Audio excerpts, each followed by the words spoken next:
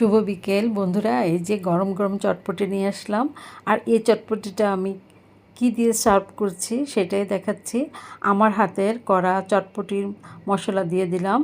তারপর আমি দিয়ে দিব, আমি যখন চটপটিটা সিদ্ধ করেছি তখনও কিছুটা সিদ্ধ হয়ে আসছে, তখনও চটপটির মশলা কিছুটা দিয়েছিলাম, আদা বাটা দিয়েছিলাম। আর এখানে আমি আমার করা চিলি ফ্লেক্স দিয়ে দিলাম, কাঁচামরিচ কুচি দিয়ে দিলাম, পেঁয়াজ কুচি দিয়ে দিলাম।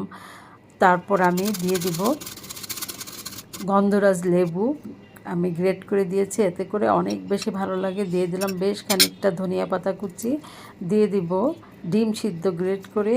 কী যে ভালো লাগছে, কালার কম্বিনেশন খেতে কিন্তু দারুণ লেগেছে, অনেক মজার এই চটপটি। আর এই তেঁতুলের টকটা আমি করেছি, এখানে অনেক মজার মজার সব মশলা, এখানে চটপটির মশলা, ভাজা জিরে গুঁড়ো, লেবুর রস, চিনি, আর এই ক্রিসপি চিপসটা আমি করেছি। আর চটপটিটা করার আগে হয়ে গেলে এই চিপসটা আমি ভেজে কুড়মুড়ো অবস্থায় দিয়ে, আর এটা খেতে খুবই ভালো লাগে, ফুচকার মতো। আর এই যে আমার করা সব মশলা দিয়ে আমি এই চটপটিটা সার্ভ করেছিলাম।